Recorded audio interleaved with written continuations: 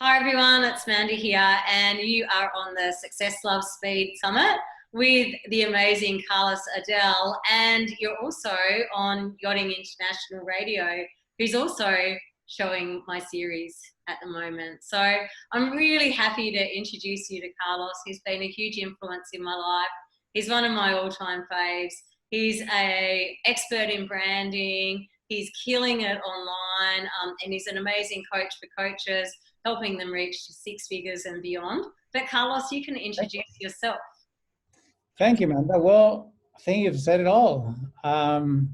Just a guy from Spain that I'm a coach. I'm a personal and business coach, and I built my business very successfully a few years ago. And then I decided to help other people that were inspired to have the same kind of impact in the world. So together we can make a bigger impact.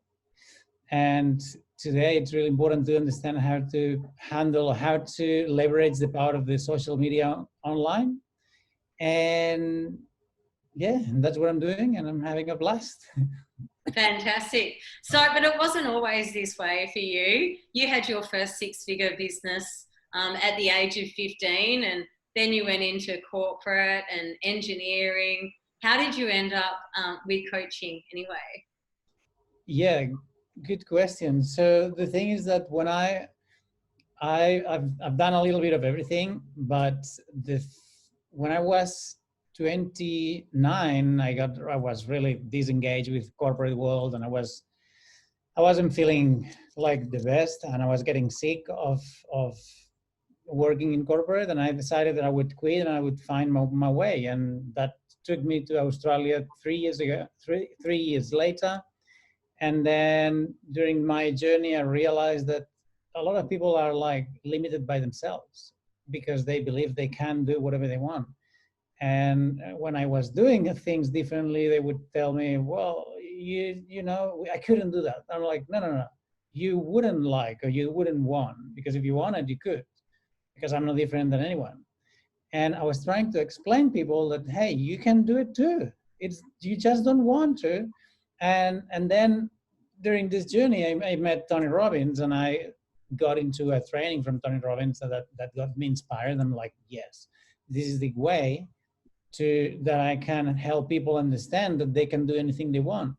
And then I got my certification in coaching, and then I'm like, wow, this coaching thing, it is the way I live my life. You know, I always look forward. I never look back. I just try to make the most out of every day, looking to the future. And this is what coaching was. And I'm like, this is perfect. Like, been studying like engineering and all this crap for my entire life, and this is the only thing I wanted. So anyway, this is when I started my coaching business, and it was a really good fit because it was exactly what it was like putting in something official, like a way of living that I had been following for many years, and also a way to help people understand how they could do the same. So where do you start with someone that wants to achieve something but doesn't think they really can? They think they want to, but deep inside you can tell as the coach that they don't want to, that they're not aligned with it. Where do you start with that? Where do you start with that? Well, you need to understand what they want. And at this stage, look, what I really look into someone is what attitude do they have? How coachable they are, because I'm not going to waste my time with people who are living in the victim mentality, and they choose not to, not to take action and be like victims. And there's a big difference between those ones that really want to succeed and they're willing to do anything. They will face roadblocks, they will face mind blocks, but they have the right attitude. There's some people that they just like to complain, and they say they want it, but they don't really do anything about it, and they're not coachable. That's another important thing. And look, it's basically understanding where people are, asking questions, understanding exactly what they need, why do they want it, and it's like throwing gasoline to a fire that it's getting put off, right? So if there is still fire in there, the fuel will burn. But if the fire is off, I'm not, I'm not trying to convert people or to change people. It is empowering what you can do. I don't know if I'm answering your question, but the thing is that I'm not, I don't work with everyone, and I need to see this spark. I need to see this passion, this willingness to succeed, because otherwise it's really hard. And I give a lot of strategy. I give a lot of methods, and I give this strategy because I know that it works 100% of the times if you implement it. So there's people that they want it, but they don't want it bad enough, and then they just don't implement things, and it doesn't work. So I'm really picky with the people that I work with, and I choose the best. Yes, you do.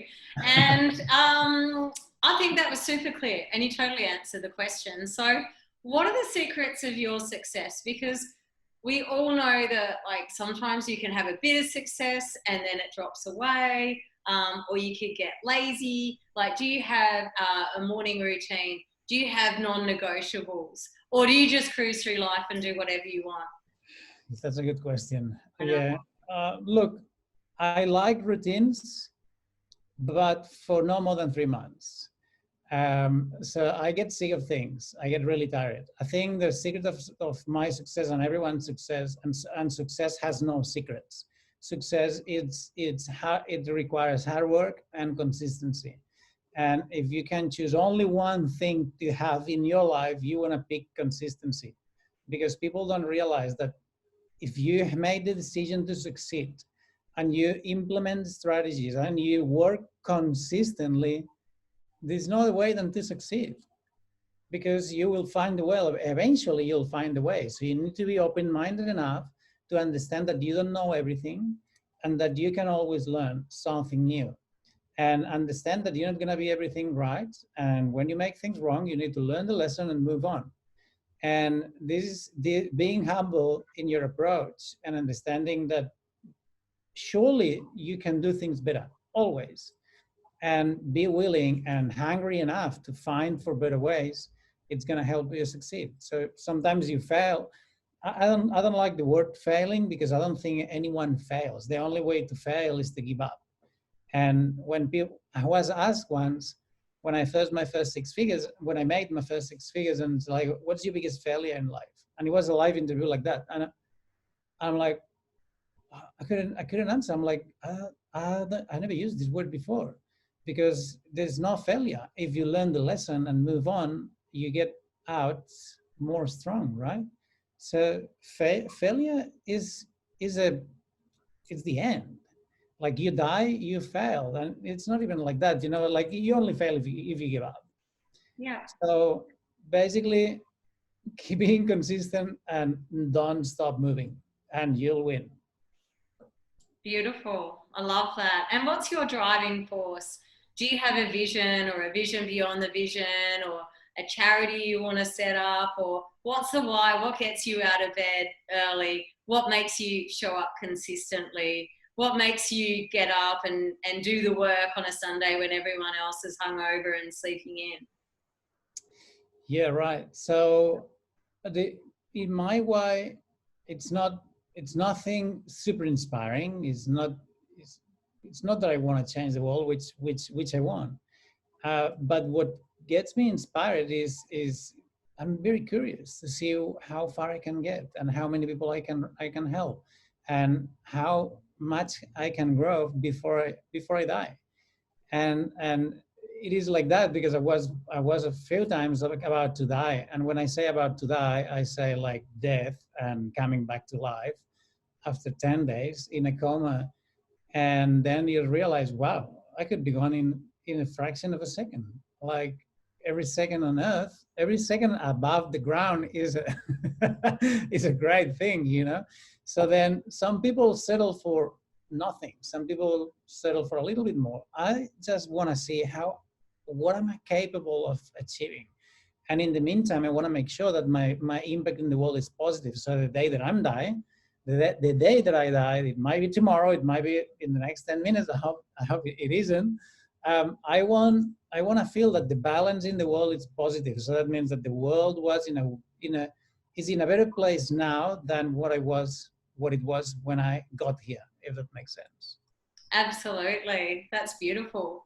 And do you have like a secret weapon, like cacao, or do you do yoga, or do you do a money dance, or A do cow. you journal? Tell us one secret that makes you so special. Cacao.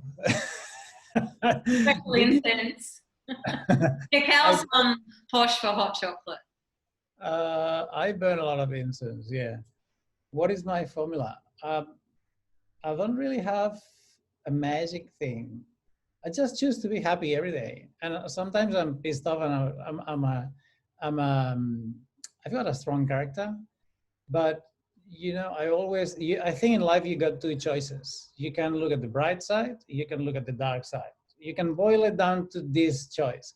And it doesn't matter how bad things are for you, you can always choose to look at the bright side. And I warranty, if you're breathing, you got something to be happy for. And I choose to, even though sometimes you feel like crap, you feel like you're not making money, your business is not working, whatever, your love relationships suck or are inexistent, as it is in my case, you might feel like shit, but you can also think, well, what's positive about that? What's good about that? And you can find something that you can be happy for. And it's going to make a whole difference, because rich people are not happy because they're rich. Rich people are rich because they're happy. So, and when I say rich, I don't mean, I'm not talking only about money, I'm talking about everything. Yeah, I totally agree. Having worked for the rich and famous for years, there's two extremes. There's the unhappy ones and the very happy ones, and it's a big difference. Yeah. That's amazing. Do you think there was one thing, like when you did your first six figures and you made that first big jump, was there something that you worked out or started doing that was like, now I've got it? Was it a way you were writing copy or messaging or getting more clarity on the people you serve? Can you remember if there was one thing that really set you apart from the rest? Mm, Look, I don't think so. I think what makes the big difference is to make the conscious and subconscious decision to succeed and to believe that you will. Because sometimes we say things, but deep down we don't feel them. And when I made the decision, I couldn't care less about anything else. I say, hey, you know what? This is going to work. I don't know when, but it's going to work. And this attitude of absolute certainty will absolutely deliver the results that you're looking for. But don't do that expecting that the results will show up tomorrow. Do it today, expecting the results to show sometime. And as Wayne Dyer said, infinite patience will bring you immediate results. And it's a big truth.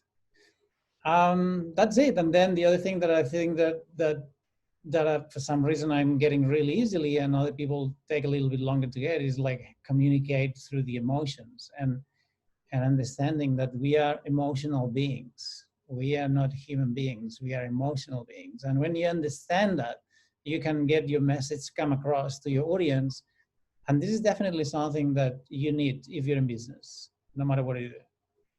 Yeah, I love that. That's one of the reasons I got you on the show and wanted to talk to you, because you are a master communicator, and it's something that I really like about you, because you see so many people going me, and I, and you really do hit a nerve in the heart whenever you write and speak, and yeah, it's powerful. Thank you. Pleasure. Thank you so much for being on the show. I've just got one more question before we wrap it up. What do you think is the best book you've read this year? The best book I've read this year. Which one? Oh yeah. Oh look, it's two books from the same authors, and I recommend these books to fucking everyone. Well, can I say three? Yeah, it's my So, show. We swear. look, there is a book called Extreme Ownership from Jocko Willing and Leif Babin. They two Navy SEALs, and it is absolutely mind-blowing, and it's really easy to read, because they keep playing with examples from war and examples in business, and in real life. And this is one. The second one that they wrote, and it's like one book because it's same topic. It's called The Dichotomy of Leadership, and it is fantastic. They're two fantastic books. And for the ones that, you know, that they always find excuses and, oh, I'll do it tomorrow. Oh, this is not for me. My life sucks, but you know, this is what I got. I recommend another book, which is called It Can't Hurt Me, from David Goggins. Goggins. And look, it's gonna turn you into a superhuman. Well, look, I've been kilometers listening to him because I was too scared to turn around. Look, there's three amazing books on personal development and leadership. And if you have no idea what personal development is, any of these books will work a treat. Yeah. You're a legend. I'm going to put Carlos's details below so you can check him out. He's great to follow, even if you don't think you need coaching or any personal development. He's pretty funny and entertaining and so full of soul. Carlos, I'm so happy I found you and that you're in my world. I think you rock, and thanks so much for being on the show. I'm really honoured that you chose to give us your time today. So thanks, mate. You're a legend. Keep doing what you're doing, and yeah, love your work. Thanks for having me. I hope that was valuable. And as Manda said, reach out to me, and happy to have a laugh and a chat. Stay awesome. Thanks for being on the show. Thank you.